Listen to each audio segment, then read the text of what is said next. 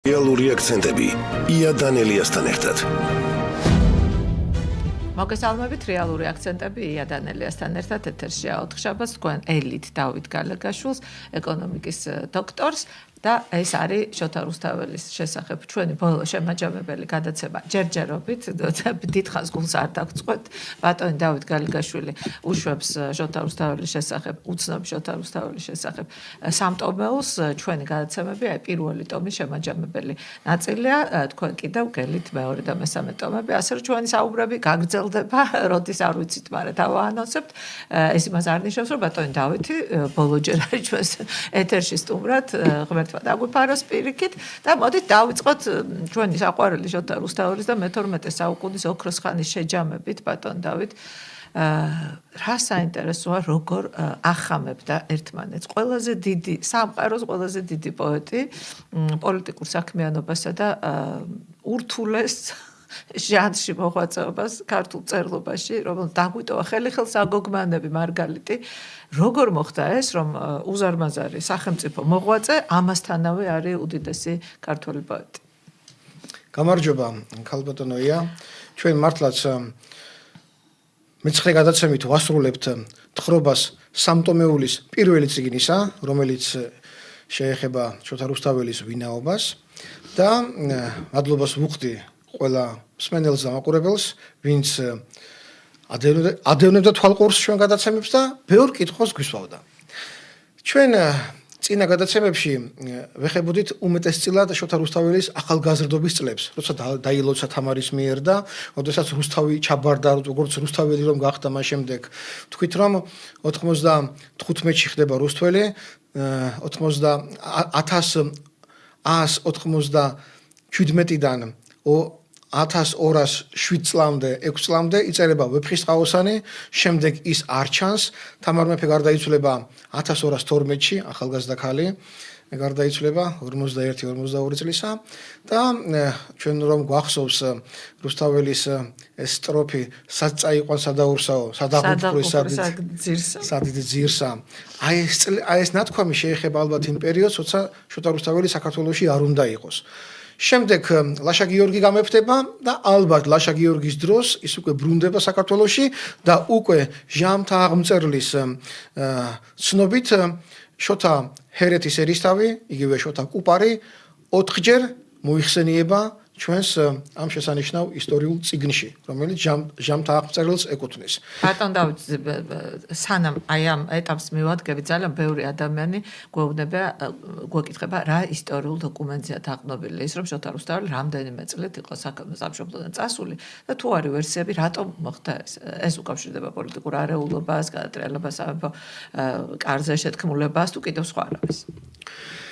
ეს არის მეორე ტომის საკითხი იქნება, ჩვენ ალბათ რამოდენიმე თვის შემდეგ მეორე ტომს უცებ დაუბრუნდებით, ამაზე ვიმსჯელებთ, მაგრამ აქ შეიძლება იყოს მიზეზი, რომ ის იყო საგვარეულო გვარის წარმომადგენელი და ბოლო ბაგრატიონი კაცი დარჩენილი დემონას გარდაცვალების შემდეგ თამარი ქალი ხდება მეფე, მას კი შეერთავენ დავით სოსლანს, რომელიც გიორგი პირველის დროიდან მეშვიდე თაობის ბაგრატიონის გვერდის შთამომავალია, მაგრამ ყოველ შემთხვევაში პირდაპირ ბაგრატიონი ვინც იყო, ისე ზოგადად თვითონ იყო შოთა რუსთაველი, მაგრამ მაინც სამეფო კარის საკითხთან დაკავშირებით უფრო დაახლოებული იყო. შეიძლება ეს იყო პრობლემა, შეიძლება ეს არ იყო პრობლემა. შეიძლება სხვა შეხედულებები ქონდა ამ ადამიანს სახელმწიფოს მოწყობაზე. ეს არ ჩანს ისტორიული წყაროებით. ვეფხისტყაოსანს გარკვეული მითითებები აქვს ამაზე, რაც მე სტროფიდან ტაეპი მოგიყვანეთ, ესეც ამას საუბრობს, რომ სად წაიყვან სადაურსაო, ხო? ეს თავის თავზე ამბობს, ეს არ ეხება ვეფხისტყაოსნის პერსონაჟებს. ის მოულოდნელად სტროფი ჩნდება, სულ სხვა რამეზეა თხრობა მანამდე, ამ სტროფის შემდეგ სხვა რამეზეა თხრობა, მაგრამ აქ თავის გულის ტკივილს გადმოგცემს, რომ წასული ვარ ამ ქვეყნიდან რამდენი ხანი არის. თავის თავზე ლაპარაკობს ამას ავტორი პოემისა. ეპილოგში თუ გახსოვთ არის ერთი უტრაგიკულესი სტროფი ბედია მაყივნებელი როგორი სიტყვა. ასე რომ ისტორიული წყაროები მასზე არ გვესაუბრებიან. შეიძლება ვივარაუდოთ, რომ გარკვეული ხანა 10 წელი, 15 წელი საქართველოს შეიძლება არ იყოს. აი ისიც რომ ახლა ასე რომ იცნობ შენ ინდოეთს, არაბეთს, აღმოსავლეთის ქვეყნების ცხოვრების წესს, იქ პოლიტიკას, ვაჭრობას, მარტო საქართველოში რომ ყოფილიყო ადამიანი, ამდენს ასე კარგად ვერ შეისწავლიდა და ვერ გადმოგცემდა პოემაში, ხო? ალბათ სამეფოში იქ როგორ არის წესი, მეფე არის პირველი კაცი და პრემიერ-მინისტრი არის ვაჭართა უხუცესი, იქ როგორ შედიან ქარავნები საბაჟო გადასახადები ეს თუ არ ნახე, ასე კარგად ვერ აღწერა ყველაფერს. 30 წლამდე ჩვენ ვხედავთ სხვა ისტორიკოსების მონაცემებით, რომ ჰერეთის ერისთავები ეგრიგოლი მამამისი და მისი შვილები ჩანან. შემდეგ პოემა იწერება 1196-97-დან 1206 წლებამდე, აი 10 წელიწადში იწერება. ესე იგი ის კაცი ამ პოემას აქ წერდა საქართველოში, სავარაუდოდ რაღაც ნაწილი უცხოეთშიცაა დაწერილი და შემდეგ არ ჩანს, აი საქართველოსთან რო იყოს ეს პირი სადმე ხსენებული, არსად არ ჩანს. და მხოლოდ გამოჩნდება ჟამთა აღმწერელთან, როცა ის უკვე ახალგაზრდა აღარ არის, თამარი ცოცხალი არ არის და ლაშა გიორგის პერიოდი უკვე სრულდება. ეს მომენტი არის, როცა პოემა უკვე დაწერილი. შოთა რუსთაველი გამოჩნდება, მაგრამ ვიდრე შოთასთან მივალთ, ჩვენ უნდა ვთქვათ, რა ხდება საქართველოში. ლაშა გიორგის დროს ჩვენ ვართ მწვერვალი სახელმწიფოებრივი თვალსაზრისით, ამ მასშტაბის საქართველოს არ უარსებია, ჩვენთვის ცნობილია იმ 3000 წლის მანძილზე, ფლობთ უზარმაზარ ტერიტორიებს, ვაკონტროლებთ 10 მილიონამდე ადამიანს, მათ შორის 5-6 მილიონი ქართველია და დანარჩენი ჩვენი ყმადნაფიცი ქვეყნების და სატელიტების კავკასიელები და კიდევ სხვები არის შირვანშაჰების შირვანის მოსახლეობა მაგალითად და ასე შემდეგ, ისინი ემორჩილებიან საქართველოს ხელისუფალს და რომ ავიღოთ დღევანდელი ევროპის ქვეყნები და ეს ქრისტიანული ცივილიზაციის ქვეყნები, ჩვენ ვართ ტერიტორიით და მოსახლეობით მეორე ქვეყანა საფრანგეთის შემდეგ. ჩვენ ვართ უფრო დიდი ტერიტორიით ვიდრე ბრიტანეთი, გერმანია, იტალია, ჩვენ მეტი მოსახლეობა გვყავს და ვაკონტროლებთ ვიდრე რუსეთი. მაშინ 3.5 მილიონი იყო რუსეთში და კიევში 3.5 მილიონი იყო, მაგრამ ჩვენ 10 მილიონს ვაკონტროლებთ. საფრანგეთს ყავს მხოლოდ 13 მილიონიანი მოსახლეობა. დანარჩენს იტალიას, გერმანიას, ბრიტანეთს 7, 8, 4 მილიონი ასეთი ქვეყნები იყვნენ ისინი. ამ მწვერვალებზე ვართ ასულები, ამ დროს იწერება ჩვენთან ვეფხისტყაოსანიც. აი ეს რომ დავინახოთ პერიოდები. სამწუხაროა, როგორ დეგრადირდა მერეერი და როგორ ისტორია ესეთი. იცვლება ეპოქა იცვლება. მე-13 საუკუნის 20-ან 30-იან წლებში იწყება აზიის ხალხთა დიდი გადასახლება დასავლეთისკენ. ორი ხაზი აქვს, ერთი რუსეთის გავლით ევროპისკენ და მეორე საქართველოს გავლით ასევე სამხრეთ ევროპისკენ. ეს უკვე ჯერ ჯალალედინის და შემდეგ უკვე მონღოლების შემოსევის პერიოდებია. ლაშა გიორგი პირველად განდევნის მონღოლებს, ეს ხდება 1221 წელს, როდესაც ის ადარბადაგანს მართავს უზბეგი, ხლაც და მესოპოტამიას მართავს მეფე ალ-აშრაფი, ბაღდადში არის ხალიფა, ამას შემოიკრებს ლაშა გიორგი შეკრებს ამათ და მონღოლებს განდევნის. შემდეგ უკვე შირვანშაჰს თხოვს 1222-ში რომ დაკეტოს დარუბანდი და უკვე ვეღარ შემოდიან მონღოლები სამხრეთ კავკასიაში. 23-ში გარდაიცვლება ლაშა გიორგი და უკვე 24-ში რუსუდან მეფის წერილია შემორჩენილი, რომელიც მისწერა მან რომის პაპს, რომ ჩვენო მზადა ვართ რომ დავამარცხეთ მოკლედ მონღოლები და მზადა ვართ რომ ჯვაროსნებს დაუჭიროთ მხარიო, ანუ იქ ჯარი მოგახმაროთო. აი ეს ეპოქა არის. შემდეგ 25-ში ხდება უბედურება და მონღოლების მიერ გამონდევნილი ჯალალედინი შემოესევა თბილისს 100,000 მოწამე ამ პერიოდის არის 1225-დან. ჩვენ უკვე ხვდებით და დამცრობილები. 31-მდე ჯალალედინი მართავს, მე მას მოკლავენ და 31-დან 36 წლამდე საქართველოს ისევ ამოისუნთქებს. ჯალალედინი ჯერა უკვე მკვდარია და მონღოლები ჯერ არ შემოსულან. 1235-ში დიდი ყურულთაი შეიკრიბება და გადაწყვეტენ რომ ისევ აღმოსავლეთში დაიძრან და ევროპაში კიდე შევლენ, დაიპყრობენ რუსეთს და შედიან ევროპაში მონღოლები და საქართველოში შემოდიან 1236 წელს. ახალი ექსპედიცია არის სამხრეთ კავკასიაში, დარუბანდი, კაბალა, ჰერეთი, კახეთი, სომხეთი, დვინი, ანისი, ამას შემოესევიან მონღოლები. რუსუდანი გადადის ქუთაისში.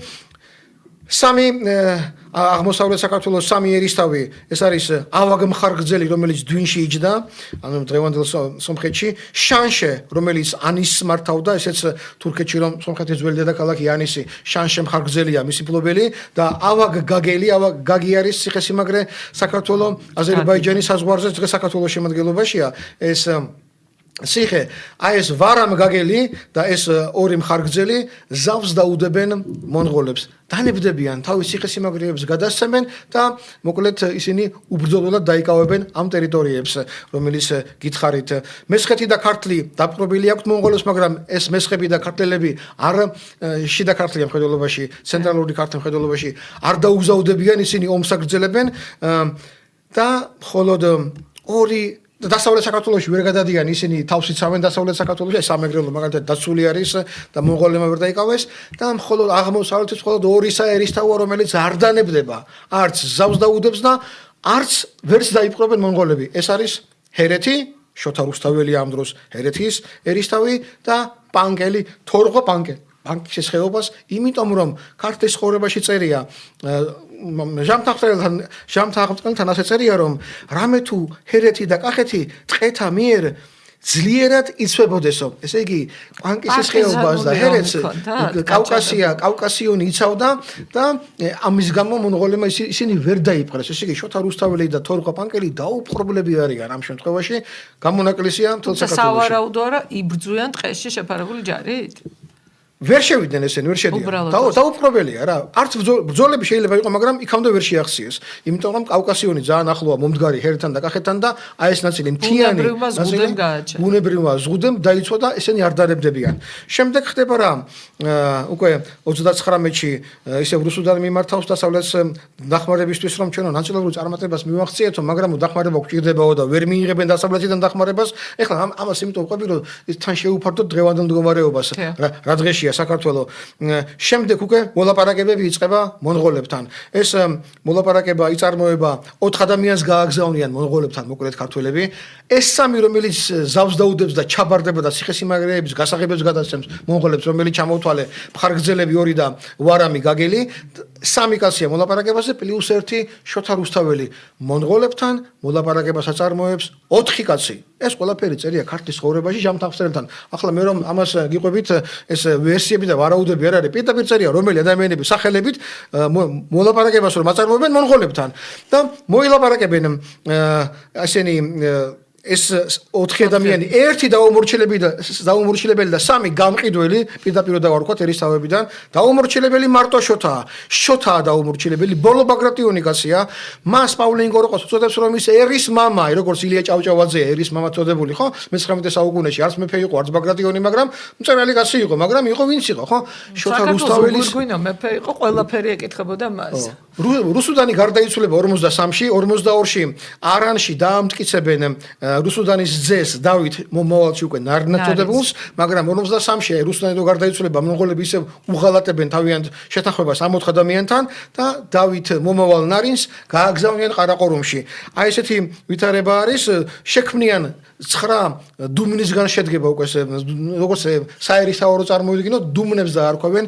ძველი 9 ერისთავიდან 8-ს ტოვებენ თავიანთ თანამდებობაზე ჰერეთ კახეთში არ ნიშნავენ არც შოთას არც თორღვა პანკელს იმიტომ რომ ესენი დაუმორჩილებლები იყვნენ და მათ ნაცვლად დანიშნავენ ეგარსლან ბაკურციხელს ეს მაგარი მეომარი კაცი იყო და ცნობილია ქართლის ცხოვრებიდან მაგრამ ეგარსლან ბაკურციხელი სავარაუდოდ მაინც მანამდე შოთა რუსთაველის გავლენის ქვეშ იყო და მაინც შოთა რუსთაველი ზურგს უკან მართავს ამ აღმოსავლეთ საქართველოს ჰერეთ კახეთზეა საუბარი თუმცა შოთას არ დანიშნავენ ისევ დუმნის მმართველად დანარჩენი ყველა ძველი არენდობიან შეინარჩუნებენ თავიანთ პოზიციებს 45-ში უკვე აი ამ დარღვევის გამო რაც მონღოლებმა დაგვირგვეს ხელშეკრულება საქართველოს ურღვევს სულ ყველა დამპყრობელი აღარ ჩამოვყოთ ცნობილია ახლა ვინ არას არღვევდა საქართველოს ტრაქტატის დასასრულით და ნუ თანამედროვე პოლიტიკით თანამედროვე ეპოქითაც მათ შორის ევროკავშირი ნატო და ასე შემდეგ 1245 წელს ქართველები გადაწყვეტენ აჯანყებას კოხტის თავის აჯანყების სახელითაა ცნობილი. აქ მონაწილეობას იღებენ ეგარსლანი, რომელიც გითხარით, ცოტნედადიანი, ეს დუმნის ხელისუფალნი არიან. კახაბერიძე ეს მართავს დასავლეთ საქართველოს მთიან მხარეს, რაჭა, ლეჩხუმს და აი ამ ტერიტორიებს. შოთა არის კოხტის თავში, შოთა რუსთაველი კოხტის თავის აჯანყების მონაწილეა, ყველაზე მხწოვანი, 80 წელს მიტანებულია უკვე, 79 წლისაა ის ამ დროს და ბაგრატიონია გვარად ის აჯანყების მოთავე თუ არა, ერთ-ერთი მოთავე მაინც იქნებოდა. როგორც შოთა რუსთაველი წარმოიდგინეთ ახლა რაზეა საუბარი. იქ არის თორღა პანკელიც, ვარამგაგელიც, გამრეკელი თორელი, ყვარყვარე ჯაყელი ციხის ჯვარელი და სარგისი, ეს სარგის თმოგველი. აი ეს ადამიანები მოახდენენ შეკრებას, გადაწყვეტენ აჯანყებას. გამრეკელი და ცოტნე მიდიან დასავლეთში. იმიტომ რომ ჯარი შეკრიბონ, ცოტნემ ეს დაბლობი მხარე და გამრეკელმა მთიანი მხარე დასავლეთისა და ეს ჯარი ჩამოიყვანონ უკვე მესხეთში. აქ უკვე აღმოსავლეთის ჯარები შეიკრიბებიან და მონღოლებს უნდა უჯანყდნენ. ვერ მოხდება უჩეს ამბავი, მონღოლები იქამდე შეიპყრობენ და შეთქმულებად დარჩება, დაიჭერენ ხრებს გაუშიშვლებენ, მათ შორის შოთა რუსთაველს, ანიში დასვავენ მზის ქვეშ, წაუსმევენ მათ თაფლსაც და წაწამებენ მათ შორის შოთა რუსთაველსაც ადამიანებო, მსმენელებო, მაყურებლებო, ჩვენ ამაზე გვაქვს საუბარი. კოხტის თავის აჯანყების ყველაზე უხუცესი მონაწილეა შოთა რუსთაველი. ანიში წამების ქვეშ მოქცეული და ცოტნე დადიანი ჩამოდის მაშინ და მივა მონღოლებთან. კახაბერიზე არ ბრუნდება. ნუ გონიათ რომ კახაბერიზეს ვაშკაცობა აკლდა მთის დასავლეთს რო კაცი მართავს, წარმოვიდგინეთ ის რა კაცი უნდა ყოფილიყო, ხო? რაჭას, ლეჩხუმს და სვანეთსაც და იმის ამ შემთხვევაში ლაპარაკია, ქვემო სვანეთზეა საუბარი. ამ ადამიანს ვაშკაცობა არ აკლდა, მაგრამ ცოტნე ბრუნდება და აი ქალბატონიასთან ჩვენ ეს საკითხი გადავგავიერეთ ორ გადაცემაში. რატომ ბრუნდება ცოტნე? იმიტომ რომ ცოტნეს ეს ვერსია, ოღონ უაღრესად სავარაუდო ვერსია პავლე ინგოროყვასი. პირდაპირ დოკუმენტები არ არის, მაგრამ გვერდითი დოკუმენტებით თითქმის მტკიცდება, რომ შოთას მეუღლე ბორენა, რომელიც მოიხსენიება ჯვრის მონასტრის აღაპთა ციგნში. და ბორენა, რომელიც ნაკეთობაზე მესტიაში რომ ინახება წერს სტროფ ლექს დაწერს, რომელმა ნეგეევას მიუძღვევალი და უფალო შეიწყალე ბორენაო, ხო? აი ეს ბორენა ერთდეგივე ადამიანია, ცოტნეს მეუღლე და აი ეს ბორენა ალბათ დიდი ალბათობით ბრძანდება შოთა რუსთაველის ძმისშვილი, ტბელის ქალიშვილი. ამიტომ ცოტნე კოხტის თავის აჯანყებისას რომ მიდის მონღოლებთან, ის მიდის არა მარტო როგორც ვაშკაცი, წმინდა მართლმადიდებელი, როგორც საოცარი მეომარი საქართველოსთვის, არამედ ასევე ერთი პატარა არგუმენტიც ემატება მას, რომ ის მიდის იქ, იმიტომ რომ ოჯახის თავი ფაქტობრივად შოთა რუსთაველი სიმამრის ძმის გადასარჩე. ოჯახის ხელმძღვანელია, ტბელი უკვე აღარ ჩანს, ტბელი ალბათ გარდაცვლილია, შოთამ მიაღწია დიდასაკამდე 80 წლის არის უკვე, აქ 79 არის და ამ შემთხვევაში ცოტნე მიდის იქ, სადაც მისი მეუღლის ბორენას ალალი ბიძა წამებას განიცდის მონღოლებისგან მოვლენილს, ასე რომ ვთქვათ. და აი ეს მომენტიც უძვირფასესი მომენტია, ცოტნეერიშვილია, გმირია ეროვნული, წმინდანია, ამიტომ საკითხი უკვე ნელ-ნელა შეიძლება დადგეს კიდეც, როდესაც ისტორიკოსების თავიდან დაიწყებენ ამის განხილვას, ეკლესიას დაიწყებს ამ სამტომეულის განხილვას, ის ჩემი ვერსიები არ არის, ყველას ვერსია არის და მეორე ტომში, როგორც მოგახსენეთ წინა გადაცემაში, აქ 4 პატრიარქის წერილებიც შემოდის კალისტრატე, ეფრემი, ჩვენი უზურპასესი ილია მეორე 60-იან წლებში, 30-იან წლებში გამოცემული და კიდევ ანტონ პირველი კათოლიკოსის მოსაზრებებიც არის აქ მეორე ტომში შესული, რომელიც ადასტურებენ რომ ეს კაცი არის მართლმადიდებელი ქრისტიანი და ის სილისწამება, რომელიც მის წინააღმდეგ იყო მიმართული რამოდენიმე საუკუნეში თითოეულ ადამიანის მიერ, არის ტყუილი. ასე რომ ჩვენ უახლოვდებით შოთა რუსთაველის ცხოვრების ბოლო მომენტს და ამასაც მოგახსენებთ. ბატონ დავით, რამდენიმე წუთი, უბრალოდ წუთნახევარი გვინდა რეკლამისთვის, მალე დაგიბრუნდებით. მადლობთ. რეალური აქცენტები ია დანელიასთან ერთად. რადიო ჯორჯიან ტაიმსის სარეკლამო სამსახური 293 44 05. ავერსში გულების აქციას საკვები დანამატებით შეუერთდა. დააგროვე გულები და მიიღე 20-დან 50%-მდე ფასდაკლება კოსმეტიკისა და ჰიგიენის, ბავშვთა მოვლის, კვების, საფენების რჩეულ ბრენდებსა და ახლა უკვე საინ ფარმას და ნატურმილის საკვებ დანამატებზე. დეველოპერული კომპანია ნიუ გრუპი გთავაზობთ ბინებს და კომერციულ ფართებს ქალაქის სხვადასხვა უბანში, როგორც მიმდინარე, ისე დასრულებულ პროექტებში.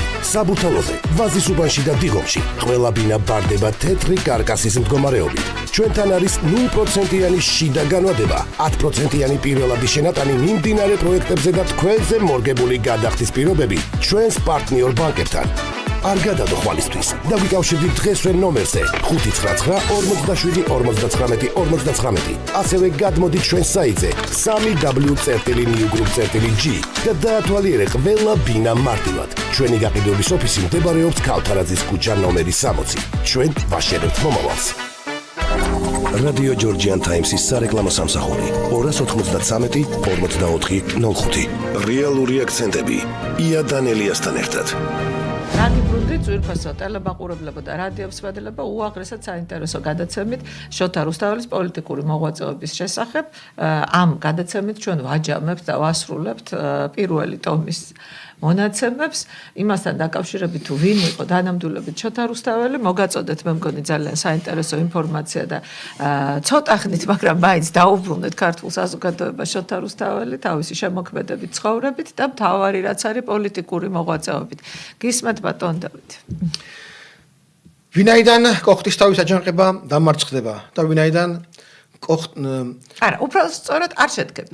არ შედგება და ვინაიდან ცოტნე დადიანს მაინც როგორც კეთილშობილ ადამიანს შეხედავენ მონღოლები, ზუსტად ცოტნე დადიანის დამსახურებით ისინი შეწყვეტენ დასჯის ამ მდგომარეობას და გაათავისუფლებენ უსაშინლეს წამებას, არა? მძიმე წამებას. ზიკები რო დაგესევიან და ფუტკრები. ეს არ იყო 1 და 2 საათი, ეს დღეები გრძელდებოდა. წარმოვიდგინეთ რა ხდება. აი მეც რა დადასტურებული არ 40 ფუტკარი თუ გიკმენს, ეს შეიძლება რომ ლეტალურად დამთავრდეს ადამიანისთვის. და ეხლა თქვენ წარმოგიდგენიათ, ეს იყო უბრალოდ მკვლელობა, ოღონდ მწერების საშუალებით. და ამ ტანჯვა წამებას შოთა რუსთაველის განიცდიდა.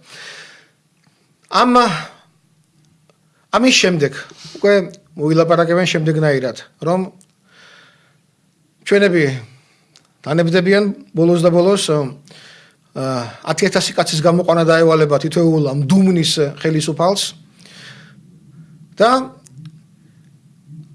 დავითს, რომელიც ყარაყორუმშია წასული, დავით ნარინს, რომელიც გააცილა შოთა რუსთაველმა სხვათა შორის, დაემატება კიდევ დავით ულუ, რომელიც აგრეთვე დამტკიცებულია 1236 წელს რუსუდანმა აი თურქებს რუმის სულთანს ჩაუგდო ხელში და მან გასანადგურებლად დილეგში ჩაამწყდია, მიწაში აცხოვრა ეს ლაშა გიორგის ძე დავითი, მომავალში უკვე ულუს წოდებული, მას მოიძიებენ, კუტარი ეგონას უყალას ეს დავით ულუ, მომავალი ულუ.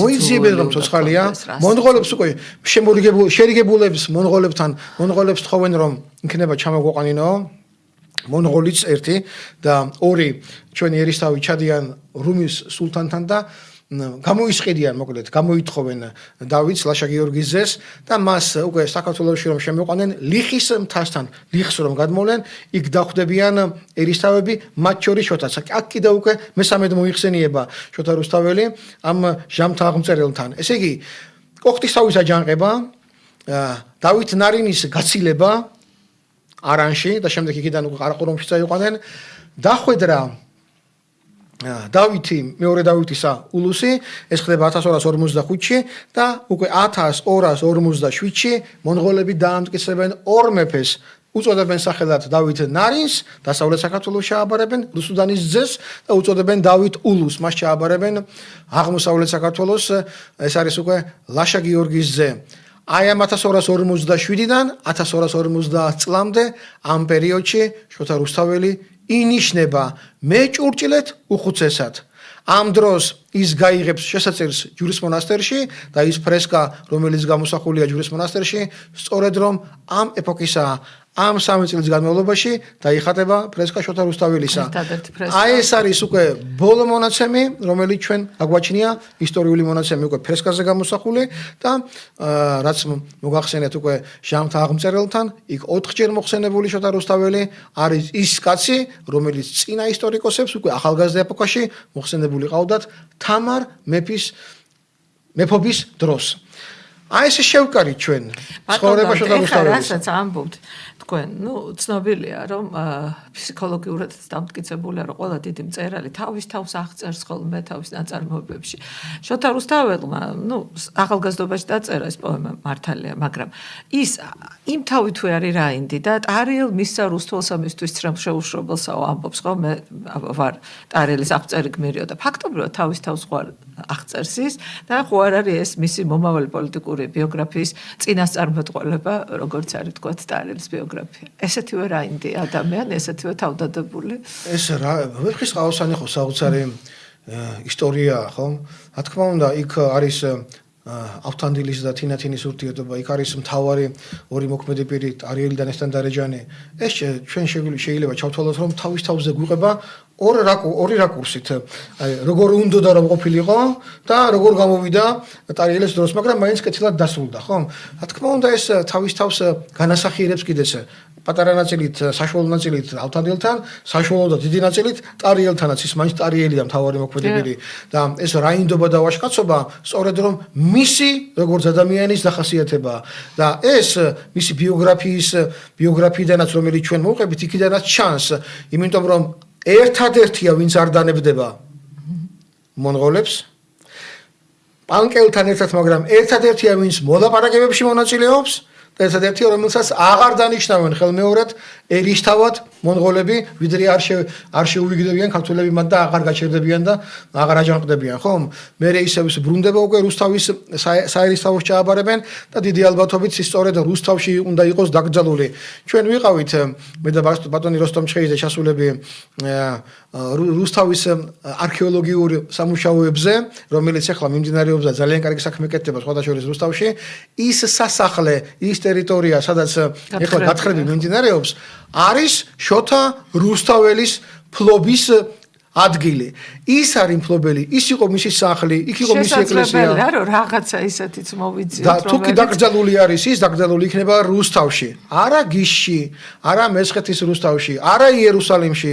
ის როგორც ქართველი მეჭურჭლეთ უხუცესი და ერისთავი რუსთავისა, თუ კი დაიგრძალა, ყველაზე დიდი შანსია რომ რუსთავში იყოს დაკრძალული. ამიტომ თუ ჩვენი არქეოლოგები, შესანიშნავი ადამიანები, რომელიც გავიცანით ამას გარკვეულ ყურადღებას მიაქცევენ, სხვადასხვა 50-იან წლებში იქ ეს ზიება იყო. რომ შოთა რუსთაველი აქ ხომ არ არის დაკრძალულიო. ეს არ არის ახალი ამბავი, ასე რომ წარმოვიდგინოთ. ვარაუდები არსებობდა. ხო, ვარაუდები არსებობდა და არქეოლოგიური გათხრები მიმდინარეობდა მაშინ. რუსთავს მონღოლების შემდეგ ბედი აღარ უწერია. ის აერისთავი როგორც ასეთი აღარ არსებობს. ეს ცენტრი გადადის მარტყოფის მონასტერთან, რუსთველი უკვე ეპისკოპოსის სახელდებაში გადაინაცვლებს, მაგრამ რუსთავი ქალაქი აღარ იარსებებს. შემდეგ მას უკვე ერეკლეს დროს იქ საზაფხულო რეზიდენციას მოიწყობენ უფრო გვიან საუკუნეებში, სანამ ჩვენ რუსეთს შევერთებით მაშინ, მაგრამ როგორც ქალაქი, ცენტრი საერისთავოსი, შოთა რუსთაველის შემდეგ აღარ იარსებებს მონღოლები. მე-13 საუკუნის შუა წლებში მას გაანადგურებენ. ის აღარ იქნება. ბატონ დავით, საიდან მოდის ვერსია, რომ შესაძლებელია შოთა რუსთაველი გიშში იყოს დაკრძალული? იმიტომ რომ არსებობს წინა თაობა, რომლებიც ამბობენ, ვინც იქიდან იყო, ხო, გიშიდან.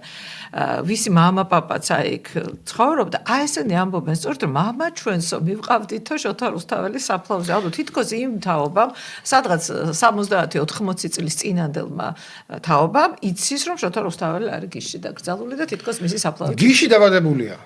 გიში გაზრდილია და ვიდრე ის არ გახდებოდა 25 წლის, მანამდე რუსთავის საერისთავო არ იყო შეერთებული ჰერეთთან, რომელსაც ფლობდნენ გიშელი ბაგრატიონები, შოთა რუსთაველის პაპა და მამა, ხო?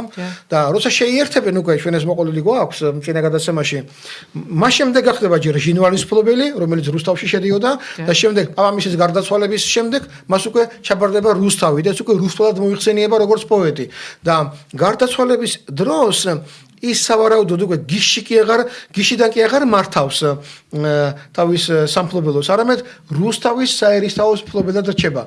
ყველაზე მეტი შანსია რომ ის იყოს დაკრძალული რუსთავში, ოდნავ ნაკლები შანსია რომ ის იყოს დაკრძალული გიშში. შანსი ალბათ არ არის რომ ის იერუსალიმში ჩასულიყო და ეგ დაეკრძალა, შეიძლება ნამყოფი იყოს იერუსალიმში კაცი, მაგრამ ის იმას აქში უკვე ვეღარ ჩააღწევდა იერუსალიმამდე, იმიტომ რომ ეს პერიოდი არის უმძიმესი ბრძოლების ხანა და მცირე აზიაში, დღევანდელი თურქეთის ტერიტორიაზე და ამ ჯვაროსნების და ამათ ომებში იქ გავლა შეუძლებელი იყო. 80 წლის კაცი იქამდე ვერ ჩავიდოდა. იქ შეიძლება მეომრების გუნდი ჩასულიყო და ეომმა მაგალითად ჯვაროსნებთან ერთად, მაგრამ ის რომ ახლა ვიღაც მოგზაურა, ეს იმ პერიოდში არ ხდება. ამიტომ იერუსალიმში მისი საფლავი არ უნდა იყოს. მესხეთზე ჩვენ თქვით რომ მას ეკუთვნის ნამდვილად ჩვენი ულამაზეს სოფელში ახალ ასპინძის რაიონში ახალ ციხიდან რომ მივდივართ ასპინძისკენ იქ რომ რუსთავია იქ რომ ვიზეიმოთ რუსთაველის დღე როგორც ეს ხდება უკვე წლებია იმიტომ რომ რუსთავიემ დასახლების სახელი არის მესხეთი და შოთა რუსთაველი გვარით ბაგრატიონის გვერდით იშტო ის მესხია გენეტიკით და მესხია შეიძლება თავისი მენტალიტეტით ეს მესხები უზარმაზარი ფენა ქართული საზოგადოებისა ასე რომ ჩვენ გვაქვს 4 ძვირფასი ადგილი დაკავშირებული შოთა რუსთაველთან ეს არის რუსთავის აერისთავო სადაც ალბათ გარდაიცვალა და ეგ დაიგრძალა ეს არის გიში დღეს რომელიც აზერბაიჯანშია არადა ის იყო ჰერების დასახლება და რუსთავი არის გიშელი და იქ არაფერი ალბანური არ არსებობს ეს გიშის ეკლესია ალბანური არა ის ვახტანგ გორგასლის შემდეგ აშენებული ეპისკოპოსი ქართველი იჯდა და იქ დაიბადა მერე შოთა რუსთაველი და იქიდან გახდება მერე რუსთავის ეჭვგარეშია რომ ეს იყო ქართული მიწები ეჭვგარეშია მაგრამ ეჭვის ქვეშა დააყენეს ჩვენმა ისტორიკოსებმა და მეცნიერებმა სკოლაში ასწავლიან ბავშვებს რომ ბოდბე არის ალბანური ტერიტორია წმინდანი რომ ბოდბე ისაქნაო ალბანელები მოაქცია ქრისტიანობაზე სკოლაში ბავშვებს ამას ასწავლიან ამიტომაც აუცილებლად უნდა გადაიხედოს ჩვენი საგანმანათლებლო პროგრამები იქ უნდა იყოს უაღრესად პატრიოტი და განათლებული ადამიანები ეს არის ორი ადგილი რომელიც თქვი დაბადებისა და გარდაცვალებისა კიდევ ერთი ეს არის მესხეთის რუსთავი იმიტომ რომ მესხია შოთა რუსთაველი თავის წარმოშობით ამიტომ მესხებმა უნდა იზეიმონ მისი მესხობა სად უნდა იზეიმონ თუ არა რუსთავში რომელიც არსებობს ეს დასახლება ეს არის იერუსალიმი ჯვრის მონასტერი, სადაც მისი ფრესკაა გამოსახული და ჩვენ ხედავთ იმ შესანიშნავ პიროვნებას, სიმპათიურ მოხუცს, რომელიც უაღრესად სიმპათიურია, რომელიც არის მართლმადიდებლობის ზენიტში შეიძლება ითქვას. ის მეორე ტომში ამას შემდეგ მოყვებით ის სთხოვს იოანე დამასკელს და მაქსიმე აღსარებელს. ერთადერთი კომპოზიცია რომ ეს ორი წმინდანი ერთად იყოს გამოსახული. ესენი არიან თეოლოგიის, მართლმადიდებლური სარწმუნოების განმარტების მამები, მოციქულების შემდეგ უდიდესები შეიძლება ითქვას და მათთან ის გამოხატავს რწმენას მართლმადიდებელი ქრისტიანული ეკლესიის წიაღში. ასე რომ აქვე შეგვიძლია წერტილი დაუსვათ იმ მოსაზრებას, არის მეცნიერთა ერთი კასტა, რომელიც ამბობს, რომ შოთა რუსთაველი იყო აუცილებლად საეკლესიო პირი. წინააღმდეგ შემთხვევაში ასეთი განათლება თეოლოგიური მას არ ექნებოდა. სკარამანგი, რომლითაც მოხუცია გამოცხადებული. საერო პირია, კი. ცხადია, რომ ის არ არის საასულიერო პირი და საკმაოდ მოხუცია. ამის შემდეგ ის ბერად ალბათ ვეღარ შედგებოდა. იქ ვერ ჩავიდოდა და აი ამ გამოსახულების შემდეგ ძალიან მალე გარდაიცვალა. აი 3 წლიან პერიოდშია დახატული ფრესკა და შეიძლება 1 წელს მერე გარდაიცვალა, შეიძლება რამოდენიმე თვის შემდეგ გარდაიცვალა და იქ ადამიანი არის როგორც საეროპირი, მაღალი იერარქიის საეროპირი, სკარამანგი ამას ადასტურებს და კიდევ მისი სხვა ელემენტები ჩაცმულობისა, სეგმენტები და ასევე აღაფთა წიგნი, სადაც ის მოხსენებულია როგორც მეჭურჭლეთ უხუცესი ფინანსთა მინისტრი. რომ ყოფილიყო წიგნობართ უხუცესი, უკვე იქნებოდა ბერი, მაგრამ როგორც მეჭურჭლეთ უხუცესი, ის ბერი ვერ იქნებოდა.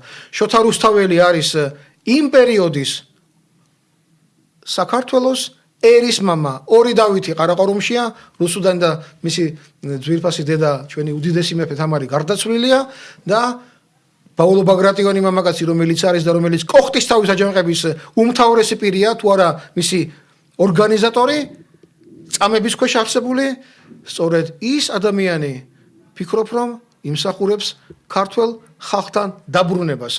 ეს სამტომეული ემსახურება იმას, რომ მაყურებელიც, მეცნიერებიც და კიდევ ვისაც გაიხარდება ყველა ადამიანი, თავიდან დაიწყებს მსჯელობას. იმ 70 თუ 80 მეცნიერი შრომებიდან, რომელიც მე შემყავს ამ სამტომეულში, ვინ მართალი იყო, ვინ ახლო იყო სიმართლესთან და ბოლოს და ბოლოს დაადგინოს, ვინ იყო შოთა რუსთაველი.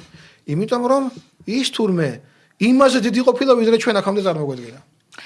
ბატონ დავით, დიდი მადლობა ამ თემის გაცოცხლებისთვის, დიდი მადლობა იმ უზარმაზარი რაოდენობა მაყურებლების, რომლებიც პირადშიც გვწერენ, გვერდზეც გვწერენ, თქვენც ალბათ პირადში გწერენ, იმ უამრავი კითხვისთვის, რომელიც შემოდის სწორედ ამ გადაცემების შემდეგ.